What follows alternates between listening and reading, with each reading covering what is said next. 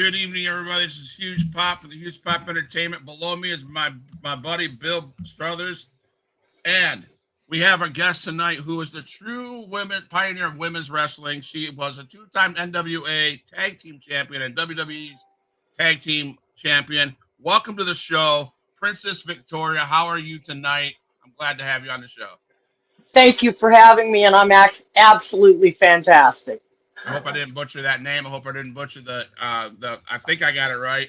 But welcome to the show. I'm glad that you're on the show. I'm really intrigued after watching Dark Side of the Ring to hear your stories of everything wrestling that you did. So, but let's start at the beginning. Like I told you off camera, what I really am intrigued when I have legends on the show.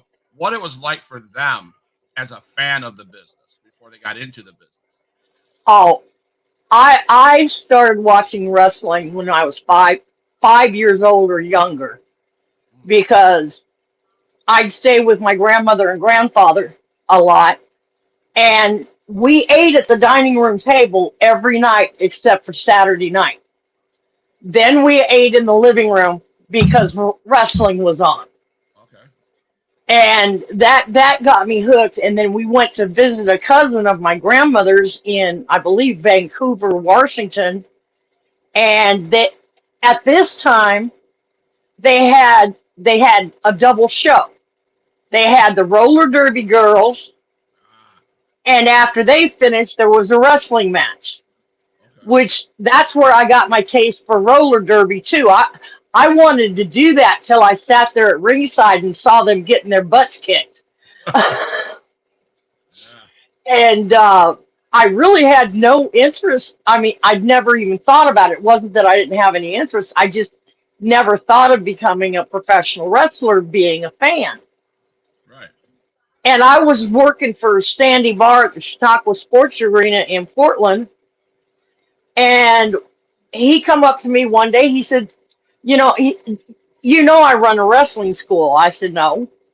He said, "Well, I do, and I've got this girl who wants to train, but I can't have her wrestling all the guys. Can you come and be a body for her to train with?"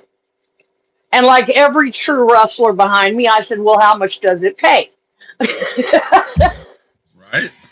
And I start showing up during training times, and at that time, Sandy was an old school trainer. It wasn't that you paid $25 and you trained once a week. Sandy never charged me or Velvet Mm. for training. And we trained 6 days a week in the morning and the afternoon. Wow. But anyway, I'm there and I'm a body for this girl, and then she didn't show up one night. And Sandy had me doing something, push-ups or something to work out. And then the next night I came and she didn't show up again. He says, "Well, you might as well get in here and finish your training." Oh. And it didn't occur to me until about a month later that, wait a minute, Sandy wanted me to be a body for this girl because he didn't want the girl wrestling the guys, yet here I am and I'm wrestling the guys. Wow. So Wow. I literally got tricked into becoming a professional wrestler. Ha! See, you get invited to us. There you go. Yeah, well, it was inevitable. Uh, I loved wrestling. A lot of the guys, at that time, I started going to the matches live at the Chautauqua Sports Arena probably when I was 15. Mm. And then I went to work for Sandy, and I became little sister Okay. by all the guys. Okay. And you didn't mess with little sister. Absolutely not. And I mean, I came up in a time I was so blessed. I mean, there was Roddy Piper, Buddy Rose, Ed Wiskowski, Luke and Butch, the Sheep Herders, Stan Stasiak, Rip Oliver. You Mm. know, I couldn't have come up with a better group of guys, and they were all there to help me learn. Sandy had, when I finally said, all right, I guess I'm going to be a professional wrestler, Sandy used to have at least one of the guys 1 day a week come down and train with us. Okay. And his reasoning was, even though Velvet and I were both trained by him, nobody wrestles the same, Okay. including me and Velvet. And he wanted us to get used to wrestling with different people Okay. and adjusting to their style of wrestling. Absolutely. Oh yeah, Sandy was Sandy was my adopted dad. Okay. Um, and like I said, I was little sister, and I have heard so many stories about some of these girls having a hard time on the road with the guys. I had maybe one or two guys that were, are we PG-13? No, go ahead. They were asses. Okay. All right. All right. I can imagine. And one of them was Matt Bourne. Okay. And he was that little guy on the playground that was pulling your pigtails because he liked you, and it Yeah. was the only way he could get your attention. Well, that was Matt. And one day, Matt, and this is a little gross, so if there's kids listening, cover their ears. Um, he pulled my underwear out of my bag and he held them up. He said, "Look, the bitch can't even wipe her ass good." And I went, "Matt, that's blood." And he dropped them. I mean, faster than faster than uh oh, the bird, Wile E. Coyote, and the bird, Roadrunner. eh, Roadrunner. That's it. And the next, I think it was the next Thursday, we were in Eugene, Oregon, where Elton was running the territory for his brother. Right. And I walked into the dressing room, and one thing Sandy instilled on me and Velvet and anybody else who trained: if an old timer starts talking, you shut up, you close your mouth, and you open your ears, and you do exactly what you're told. And I'd known Tony. Tony was perfect gentleman. He used to guard the bathroom because he knew what that Matt was going to try to sneak in. He was like this little boy. Wow. And we were in Eugene, and had my gear on, and Tony says, "Come here, princess." And I said, "Yes, sir." He said, "I want you to sit on my lap, and I want you to put your arm around my neck, and I want you to go with whatever I do." And since Tony was a gentleman, I knew him as, a gentleman, and an old timer. I got on his lap, I had my arm around the neck, and all of a sudden he laid a lip lock on me from hell. I mean, bent over backwards. And he had said to go for it, go with whatever he did, so I did. And all of a sudden in the background you hear clunk. Oh hell blank no. And Tony sat me up, kept me on his lap, my arm around his neck, and it was his son, Matt Bourne. Oh no. And Tony looked at Matt Bourne and he said, "Do not disrespect my wife, your new stepmother." Oh shit. For a solid week, me and Tony ate together, rode together. We shared the same motel room. There were two beds, but nobody knew that but us. Wow. And for an entire week, Matt Bourne thought I was his new stepmama. That's For, awesome. for some reason, he didn't bother me again. That's a great story. That's awesome, man. Thank Oh, you for that's one I'll take to my grave. That that. that was fun. That's awesome. Hey Bill, you got anything? I can't hear you. I can't hear you, dear. Yep. There you go. Try to Nope. get nope. Still silent.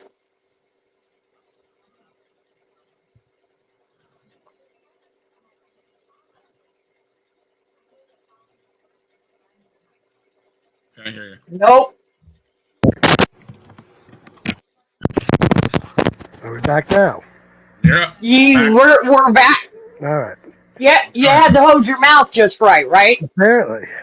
You mentioned Velvet McIntyre. How was it tag teaming with her all them years? Well, Velvet and I wrestled each other for the first year, but Okay. we were on the road, pretty much the 4 years that I was in the business. Velvet and I were on the road together, either as opponents or as a tag team. And Velvet Velvet is one. The girl needs a halo.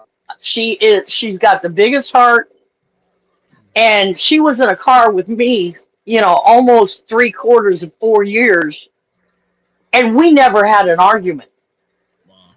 And I can start an argument just walking in a room, but Velvet and I never had a problem, and we we were we took care of each other on the road. Mm. Um, and that's one person. I had dropped out of sight for 40 years after what Moola did to me, and that's one person who kept in contact with me the entire time until I stepped back into. You might as well say I stepped back into the ring. I haven't wrestled, but I stepped back into the wrestling uh, family in 2013. Okay. Okay. And Jimmy Garvin. Now I didn't have my not my name tag or anything else on, and it was at the Gulf Coast reunion. Okay. And I was signing up, getting ready to get my name tag, and Jimmy walks around behind me, and when I turn around, he said, "Where the hell have you been?" I said, I went into hiding for a little while. He said, if you try it again, we're sending the dogs out. Now, this is 40 years later and 40 pounds heavier, and Jimmy recognized me. Wow. Wow. Well, I had some great friends in the business. The Of course. guys, Yeah. I mean, even when I got on the road, if one of the guys I came up with was not in the town, somebody they knew was. And if I was leading the pack, the ladies, they made sure we knew which motel to go to, what's the best way to get to the venue, where to eat. Because, I mean, they literally took care of us. Right. And like I said, I've had a couple of problems. Matt Bourne was one. And there's another gentleman, I'm not going to mention his name because from what I can tell, he's grown up a lot. We were at a convention center, and they called my name, and Bill Watts told him, take Princess out to the ring. Well, this convention center was like a maze. Short hallways with dead ends. I mean, it was literally like a maze. And they called my name. We walked out the door, and this gentleman uh, keeps going. They called my name a second time, and he's still going. And then, about the time they called my name for the third time, he stepped in a room, opened up the double doors, and dropped his trunks. And I looked at him and I said, I'm going to tell you what, I may not be able to whoop your ass, but you're going to know I was there. Usually, if you're late, if you get a third call, you're fired, at least in my day. Right. And I went back to the dressing room, and Magnum TA, Terry Allen, and I have been good friends. We met in Portland as well. And he looks at me and goes like this. And I told him what happened. I never saw that person again for the next 2 weeks that I was there. Wow. Okay. Yeah, like I said, I was well taken care of. Say they take. Yeah. I mean, that's what I hear. We've interviewed many, many, many legends or people back in the 70s and 80s that would tell stories that there's so much more brotherhood back then than there is today. Mm-hmm. Oh, these kids today, they don't know what they're missing. Even if you had if you had heat with a wrestler, with another wrestler, If they called you up at 2 o'clock in the morning and said, I'm broke down at such a, told you where they were, you got up, you got dressed, and you went and got them. Yeah. That's just the way it is. We were all a big dysfunctional family. Absolutely. And what the kids are really missing, in my opinion, the best part of wrestling. And it's sad to see. And there's a sentence that I don't like to hear, and I've heard it too much in the dressing room. They'll be sitting there talking over a match, and you'll hear, well, I got to get my this in, and I got to get my that in, and I got to get this in. They've forgotten. They're not wrestling for themselves. They're wrestling for those fans. Mhm. When I was in the business, when you walked out in the ring, you knew the first move, the high spot, and the finish. Whatever else came in according to the mood of the crowd. It's called psychology. Mhm. And a lot of these kids today don't have it. Yep. And I've actually seen a pair that did exactly what I said, talked it over. They're talking for 2 hours over a 15-minute match. Right. And one of them missed a spot, and they both stopped. No. I mean, they literally both stopped in the ring. And when Velvet and I won the title, the tag team title in Madison Square Garden, if you look at it, I messed up the first move. Mm. But unless you got the eyes to know what you're looking for, you ain't gonna see it. Right. Because Wendy, she didn't stop, she didn't stagger, she went right back in. And that's the way we were trained. You don't let anything stop you. And there were times that watching the heel get the snot beat out of them was what the crowd wanted to see. And then there were other times they wanted to see me cry, Right. which, I mean, that's just it.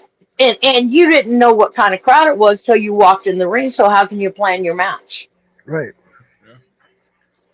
Wow. So now there's a lot of history that I've noticed from just doing some research. You were the original tag team champion in WWF. Velvet and I, You and yes, Velvet. Yeah, that is amazing. You even received a award in 2018 at the Cauliflower Alley Club. they inducted me into their Hall of Fame, Yeah, which so totally surprised me. I'd like to hear your story, how that made you feel. What's that? That's got to be an achievement. Can I hear everything positive about Cauliflower Alley Club? Oh yes, I've went the last 2 years, and I've went one time before since 2018, and I've made a deal with some friends who live in Vegas. I now have to come to CAC, but I have to come 3 days early so I can spend 3 days with them. Yeah, that's awesome. But when they inducted me, I was in shock. And if you've seen the tape, I ended up crying during my acceptance speech because it was the last thing that I ever expected. And once you get hooked onto wrestling, or at least in my case, once you've been there, it's really hard not to go there again. Yeah, And I've missed a lot of people, and a lot of people have passed away in that 40 years, and I wish I had never left like I did. and and about the Cauliflower Alley Club, in case people don't know that are watching or will watch, Cauliflower Alley Club, from what I understand, is a organization that is created to help out the legends of the business Mhm. with their medical bills, with whatever they need. Because let's face it, you guys performed your asses off for us as fans. You guys performed your asses off, and we need to give back. And if this is Exactly. so Cauliflower Alley Club is one of the ways to give back. If I'm right. I agree 100% on that. Cauliflower Alley Club helps a lot of people, not just legends. They also do help the up and coming. Okay. Um, they've they've helped out Wendy Richter when her house burnt down here recently. Okay. They helped they helped Kim Whitlock, who is Sabrina Whitlock's daughter. Okay. They helped her with the funeral Oh, price, Wow. and that one hit me right square in the eyes because her name was Sabrina, wrestling's Wonder Girl. I know her as Doris. Okay. Doris, she never let any of us know that she had cancer. She never said a word. And then one day, I can't remember who it was that called me, but they called me and told me she was in the hospital. And then uh, her daughter-in-law told me, well, she's not going to make it through the night. I said, well, should I announce this on Facebook? And she said, yeah, go ahead. Well, the next morning, I get a phone call from Kim on Doris's phone. And I'm going, wait a minute, Doris is gone. Doris is calling me, but Doris is gone. And I hear in the background, Vicki, damn it, I'm not dead yet. Oh, she was one of my favorites. She was such a good lady. A big heart. But she was like a lot of us. Don't piss us off. I had one guy who pulled a rib on me, and Rip Oliver put me on his shoulders so I could super glue the guy's boots to the ceiling. well, I've heard some many rib stories. I can't wait. I can't wait till later on in the show for you to share some. But I've heard that you guys were not nice. no. You were No. not nice to each other. You loved each other so much that when you ribbed, that was. But it's called a receipt. Mm-hmm. It's called a If receipt. you give me a potato, you're gonna get one right back. Yep. And uh, was it? Oh, what is his name? Davy Boy Smith, Oh boy. Yes. and he's known for some really bad ribs, Mm-hmm. and I mean bad. He's Not the one that. Yeah. We Shaq. heard. He's Yeah. Yeah, he pooped in one of the boys' bags, I heard a and Davy. Yeah. I heard a Davy Boy he Smith story. It was he took 20 cc's of urine and put it in Big Bad Vader's boot or toothpaste, or Mm-hmm. no, not Vader's toothpaste. Now it was Vader's. Yeah, Vader's toothpaste tube, and Vader brushed his teeth with that to- toothpaste full of urine, and I was like, no way. oh yeah. Well, there was one of the other girls I was told about. I can't remember her name right now, but she went out drinking with the boys. Well, she had a little bit of an attitude. So every time she went to the bathroom, they'd take the beer into the bathroom and they'd pee in the beer. And this dipwad kept drinking it, no matter how bad it tasted, because she was trying to make a statement about she was just as bad as the rest of the boys. Mm. I'm sorry, but I know the smell of urine. I've had many dogs, and my son, I had to change his diapers. I would have thrown it on somebody. Mm-hmm. I would not, there's nothing wrong with saying I don't want part of this. Mm-mm. No. No. Vancouver All-Star. Al Tonko, El Tonko.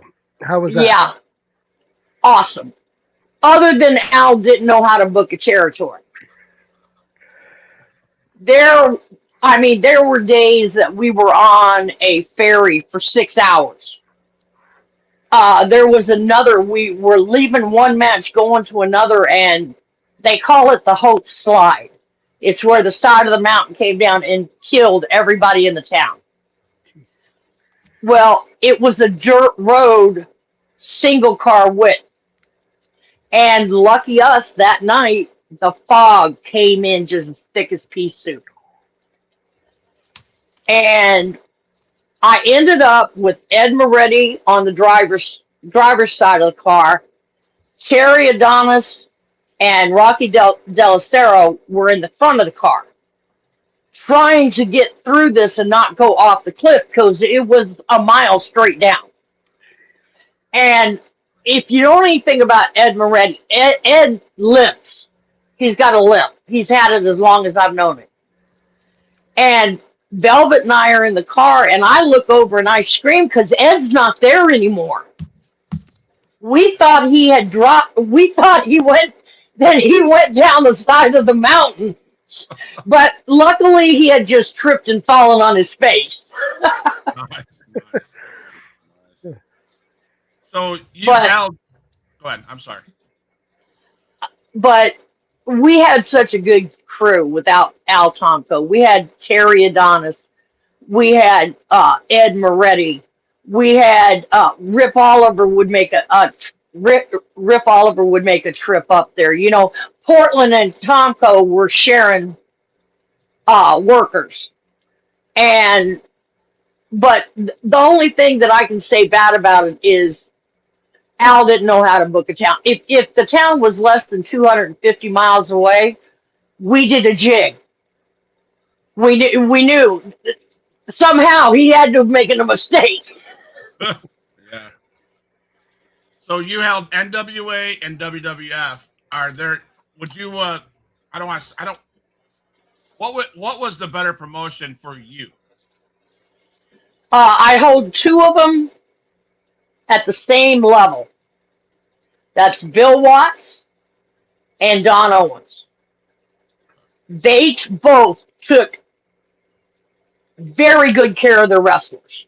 Okay. Not only in paydays, but I had broken my collarbone in Tomko's territory and out in all what was it, All Star Wrestling, Mhm. and he sent me home. You don't need to be here. I can't work you. Well, when I got back and Sandy found out I was home, I got a call. I had stayed at my biological mother's, and I got a call from Sandy. He says, "You got," and I can't remember where I was supposed to go. I think it was Eugene. It seems like everything was centered around Eugene. And he said, "This is what you're going to do." And that's when this was right at the end of Buddy Rose and Roddy Piper's infamous feud. Mhm. And they put me in the 8-man battle royal, over the top battle royal.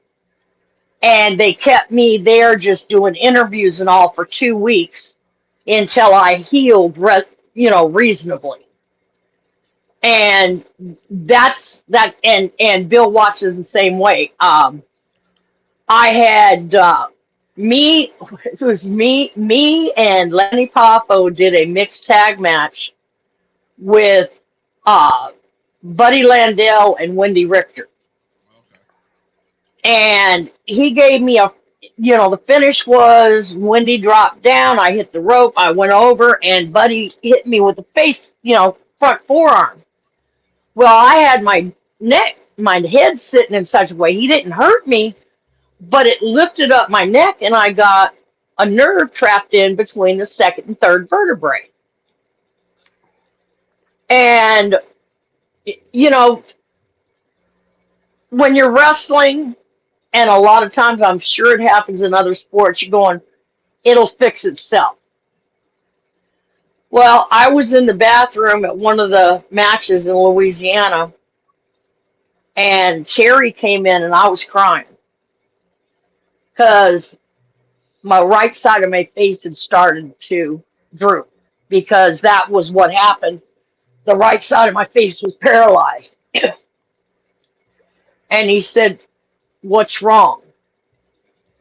And I told him, I said, "Look, and he just walked out. The next morning, I got a call from Bill Watts.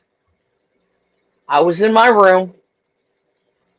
It's in the morning. Bill Watts, the phone rings. I answer it. He said, "This is Bill Watts." He said, "Princess, you've got an appointment with such and such a doctor at such and such an address at such and such a time. If you don't make that appointment, don't come to the matches."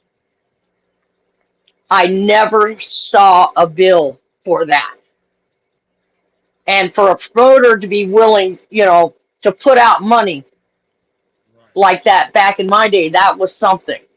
Right. And sure enough, this is in the old days when they had that bag of water that you put over the top of the door and you sat there real straight, and it actually the nerve came out, so it was all good. But that's the way Don Owens and Bill Watts treated everybody.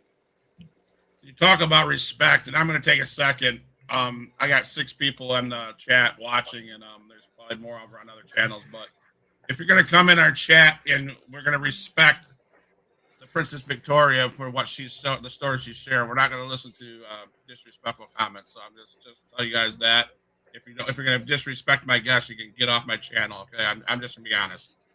I'm not going to have people disrespect people. So that's not what we do here at Huge Pop Entertainment. Okay, so. Sorry about that, but that had to be said. No problem. I appreciate it. So anyway, where was I at? Bill, go ahead. All right. So the NWA with Bill Watts, you were NWA U.S. Women's Champion, twice, correct? Twice I was tag team champions, and once, and for the life of me, I can't remember what town I was the NWA Women's Champion. But I was the NWA, half of the NWA tag team champions with Sabrina, and we took the titles. And then Wendy and Joyce got them back. And then we wrestled them in Madison Square Garden, and me and Velvet, and we won the titles then. And it was just working beside Velvet or working against Velvet. She was such a fantastic wrestler. I mean, I not only did I come up in the Pacific Northwest during a great time, but I also, even though nobody wanted me to go to Moola's, I didn't know why, they wouldn't tell me. When I got down there, I was there with the likes of Judy Martin, Joyce Grable, Wendy Richter, Sabrina, Leilani Kai.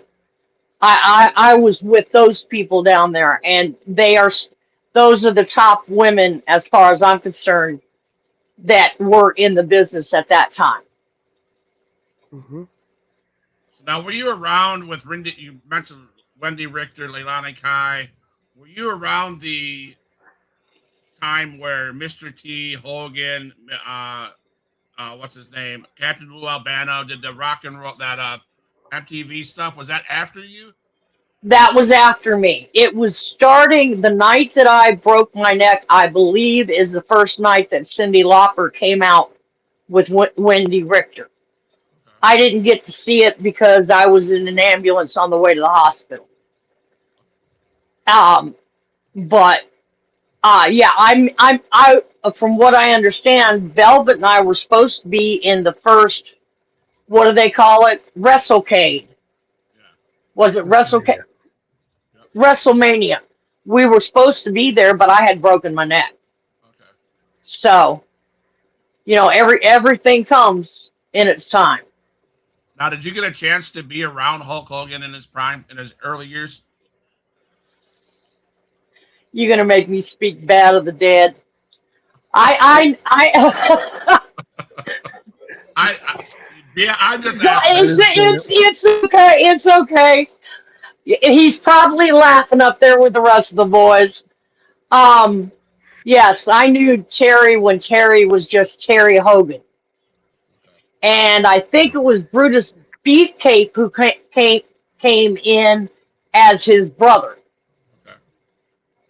Okay. And, I mean, everybody knew me up there. I spoke to Terry several times, you know, been on the road, with the same guys.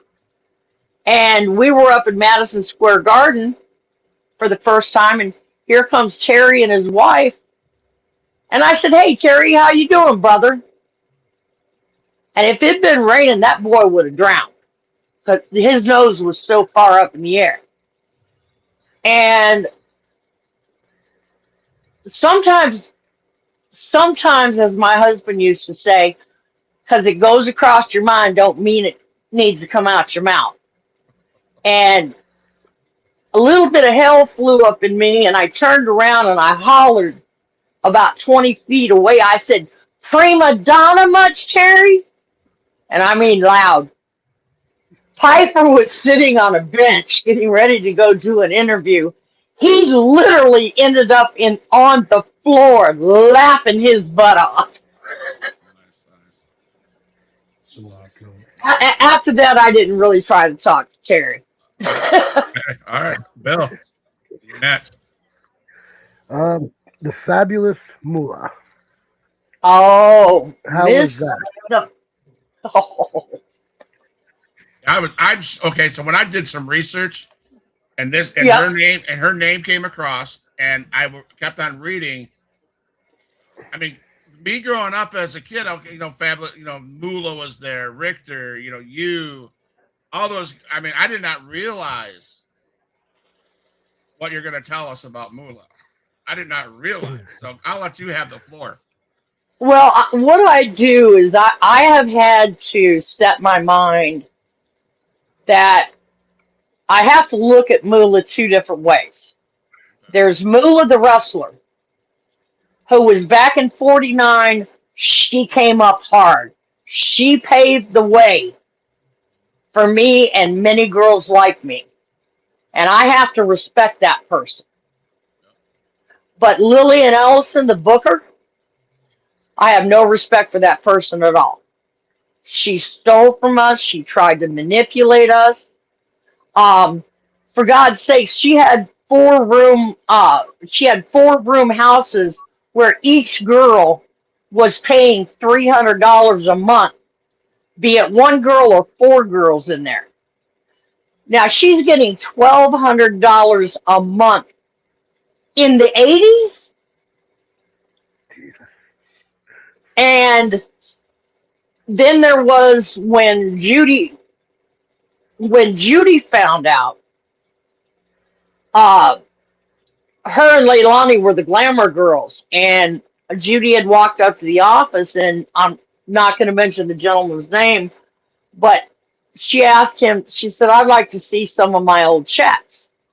Well, see, we kept a book, all of us. What town, how many miles? Because like when I'm driving my car, whoever's riding with me, 5 cents a mile. Velvet went into even more into it. She even wrote who she wrestled and who won or lost. But anyway, excuse me. Judy had asked for some old checks. This was back in the day where you got the copies of your check back.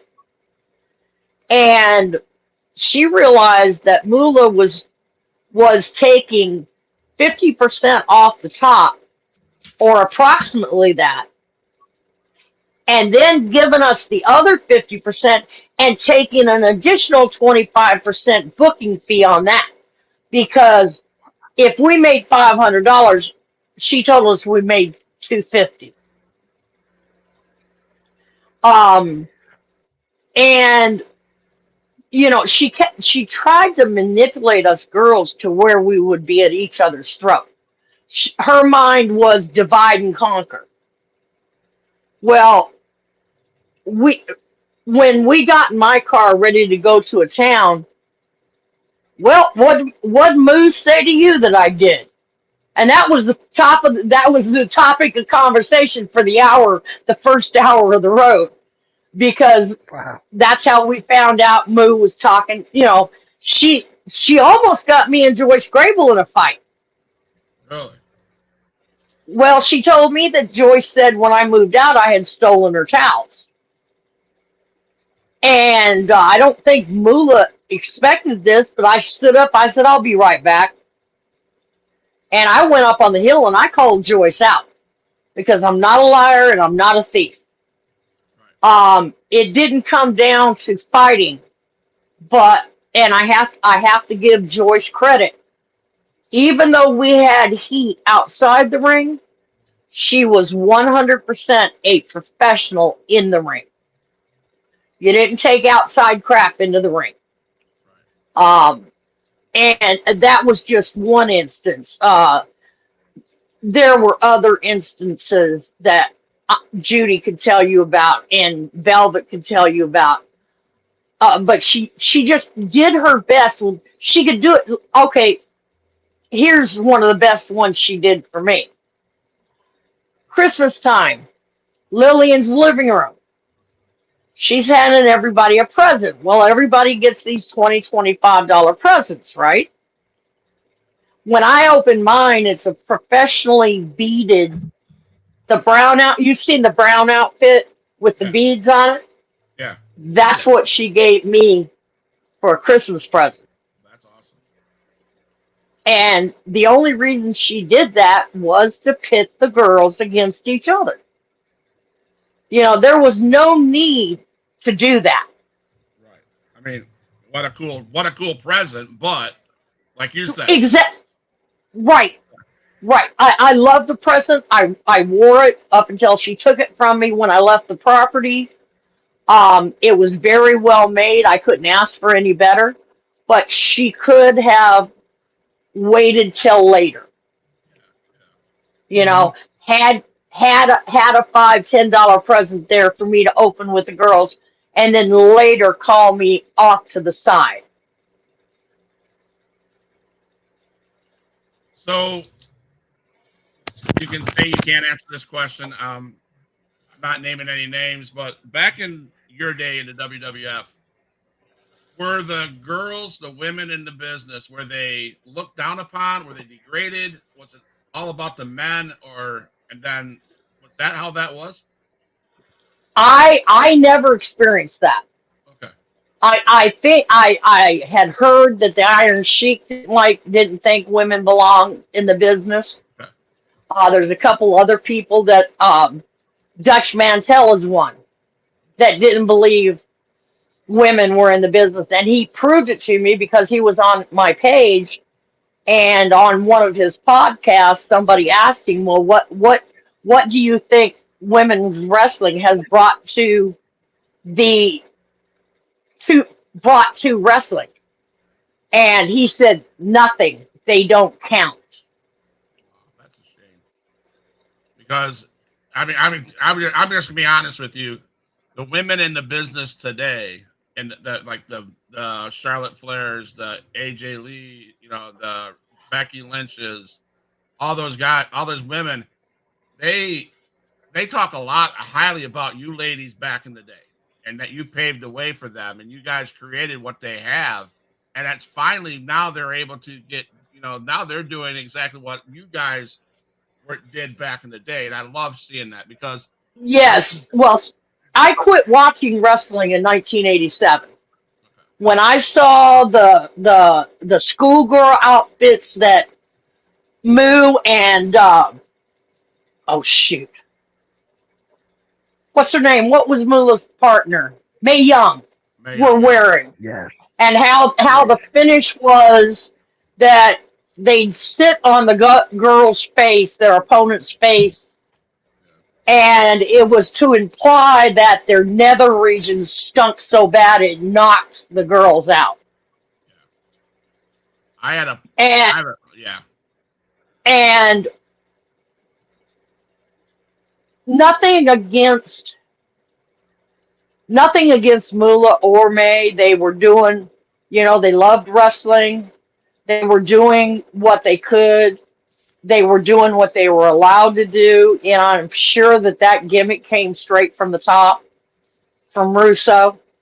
But that was not something I ever would have wanted to see, you know. And I quit watching wrestling up until the last 2 years because somebody told me, Vicky, you need to turn on WWE live. Rhea Rhea Ripley. She has she is nothing like any of the other girls. She's got her own gimmick, her own outfit, and she's one hell of a wrestler. I love her. I can't wait until I get to meet her because I'm gonna be a I'm she's turned me into a mark again. There you go. There you go. We're all marked, right? Oh, That's right. well, I was a friend of mine opened up a wrestling promotion in Portland, and I went to his first match, his first set of matches. Unlike wrestlers slash promoters who have done it the same throughout the years, he did not put the belt on himself. He did not put himself as the main event. He wrestled the first match. They went 10 minutes. The time limit was 10 minutes. They went 10 minutes to the draw. And when they caught my attention is when he slung the guy into the turnbuckle, and the guy hit the turnbuckle so hard, the ring slid 6 inches. Wow. And then he had my attention, big time. Yeah. And after 10 minutes of a strictly technical match, no heel, no baby face, no choking, nothing, straight technical match, they came to a draw. And I was there to see this. Nobody told me about it. I saw this with my own eyes. The crowd, number one, he had a sellout crowd his first night in promotion. That hardly ever happens. And number two, when they came to a finish and it was a draw, for 5 minutes or more, everybody in that gymnasium stood up and chanted 10 minutes more. Wow. And that's the kind of promotions I want to see. People are not listening to their fans, and I blame it on the promoters. Okay. If on my page, I let my fans on my personal page and my fan page. Because if they get nasty with me on my personal page, there's this little thing called block. Right. Yep. 100%. But I sat there glued to that match, and if you can turn me into a mark at my age, you've done something. Here you go. That's right. Yeah. Bill? So Vicky was talking to me earlier. She's got something coming out soon she wanted to talk about. I'm working on another book. Okay. I'm not going to tell you when it's going to come out. I'm not going to tell you what it's about or who it is, but I'm working on a new book, and this is going to be my life beginning to end, beginning as a child, going through wrestling, and all the way to the end, and it has been heavily researched. Nice. Nice. The man who's writing my book has an Aunt Sue, and I don't want to ever have to hide from this woman. Okay. She has found things out about my family that I had no clue about. Wow. Nice. Yeah, So it's going to be it. Every time he calls me on the phone, I said, "What'd you find out now?" So is that a prequel? Is that a second book to follow up A Tale of Tears, Triumphs, and Turnbuckles? Yeah. Now this book is still for sale. It's like you said, Princess Victoria tile. Dad. Okay, try and say that 3 times fast. A Tale of Tears, Triumphs, and Turnbuckles. And John Cosper and I collaborated on that book. He did a wonderful job. I don't have anything but good to say about the man. He did everything he could.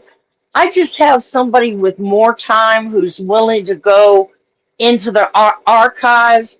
I mean, I found out things about my mother, my dad, all kinds of things. And at one point, I asked him, I says, well, when are you going to tell me I'm related to Bonnie and Clyde?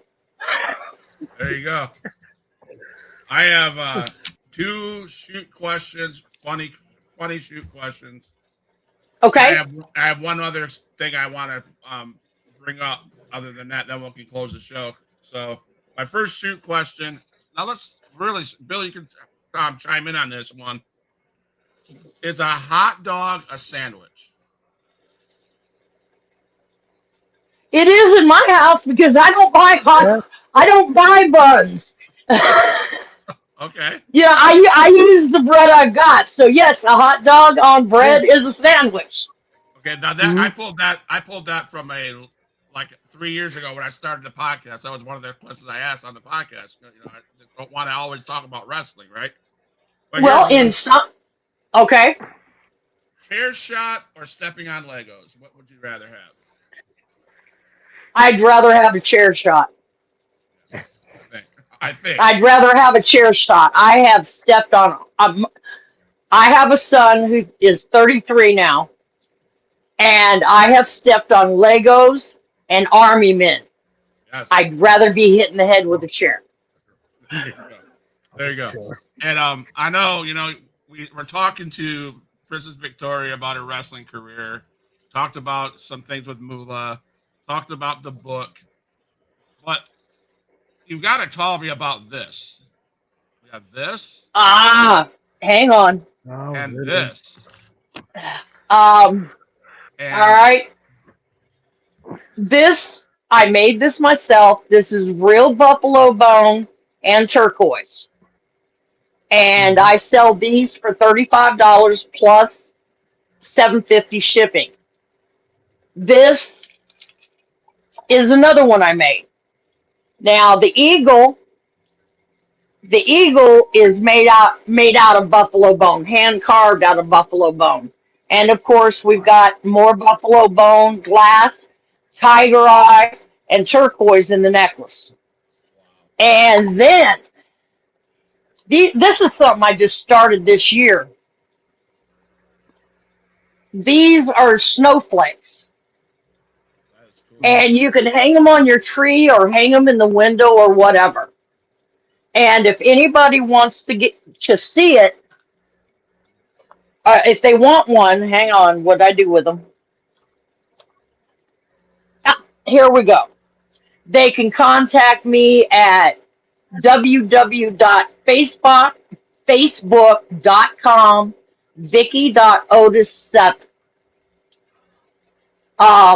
That is my Facebook page. Also, I don't just make jewelry outright. I take specialty orders. I will make it with the colors and what you want. And it keeps me out of trouble, which is a hard job where I'm concerned.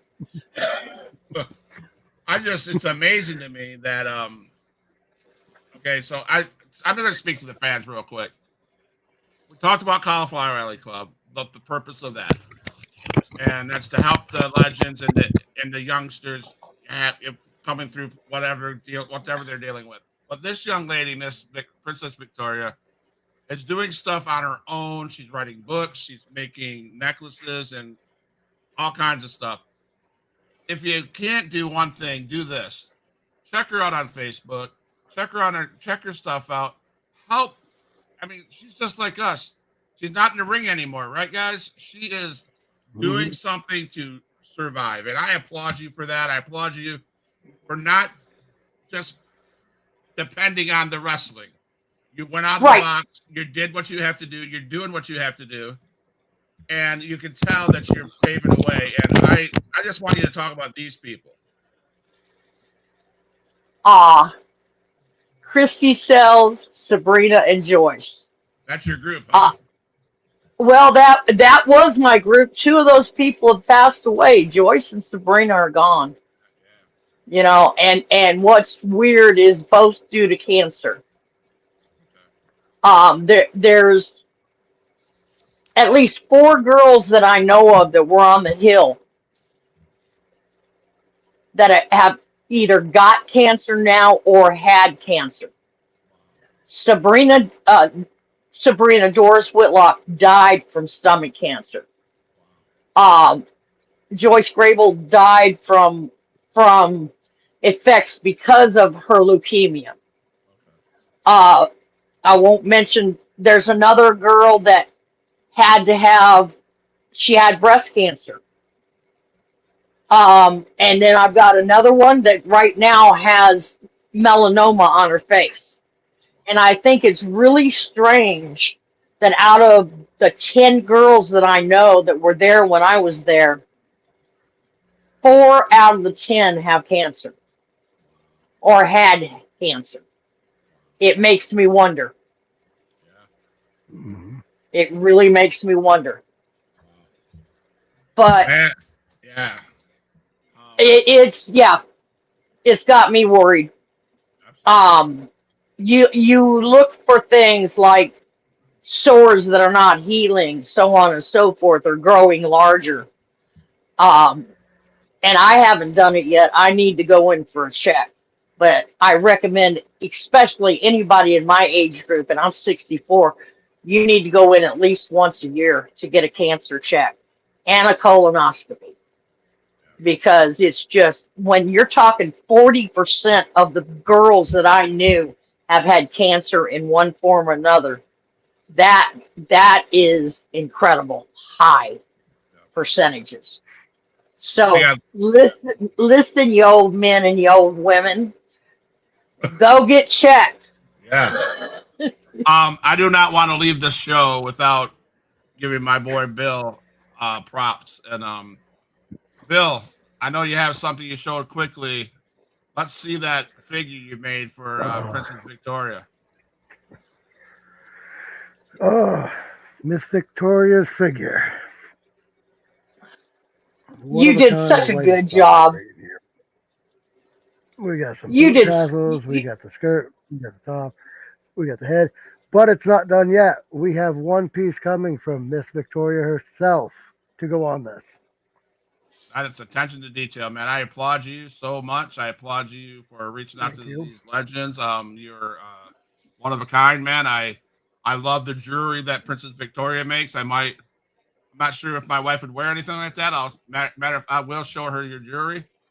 Um, I can make something to order. okay. You give me the colors. You tell me, do you want it chunky? Do you want it thin? Any of that I can do. I have made rosaries. Okay. Um, I've made rosaries. I've made, oh shoot, where is it? I've got a necklace I wish I had brought over here, but I can do the delicate as well as Okay. the chunky. So just get with me and we'll collaborate and see if we can't get something for your wife. Awesome. And I will keep in contact you through Facebook Messenger. Um, Bill, it's been my pleasure to once again on a Wednesday to sit with you and the guests that we come up with. Huge pop announcements. Nothing for next week. We're Christmas week. We're going to take the week off, be with our Hmm. families. So I love you guys at Huge Pop Entertainment. You guys that followed us, the people that were in the chat. If you're in the chat still, hit the follow button on Twitch, YouTube, and Facebook. This is how we get uh, ladies like Princess Victoria on the show, our other guests that we get on the show, and it's fun for me. It's like I said, I don't know if I shared this, but it's like a self care, nothing more than self care for me. Hmm. I get to sit Right. away from the chaos of my life for an hour talking to people like you, Miss Princess Victoria. You probably do have an idea, but I am blessed to have the opportunity. I will say that. Hmm. So I don't I want to sound like thank you I'm guys for having me on. I thank you guys for having me Me on, and too. I really enjoyed tonight. guys. And, Anytime if you want to have me back, I'll put it in pen on my calendar. all right. So, Oh, hey, we'll have that. don't go nowhere, Miss Princess Victoria. I'm going to do a closeout song. I'll talk to you off camera, okay? So, guys, Okay. thank you. Welcome in, going into the Christmas season, guys. Huge Pop Entertainment wants to wish everybody happy and Merry Christmas, Happy New Year. Stay safe. Love your family. You never know when they're going to be gone. So hug your family, stay safe, love on each other, and you always remember that, Huge Pop Wrestling Podcast, Huge Pop Entertainment, it's been many names. It's for life.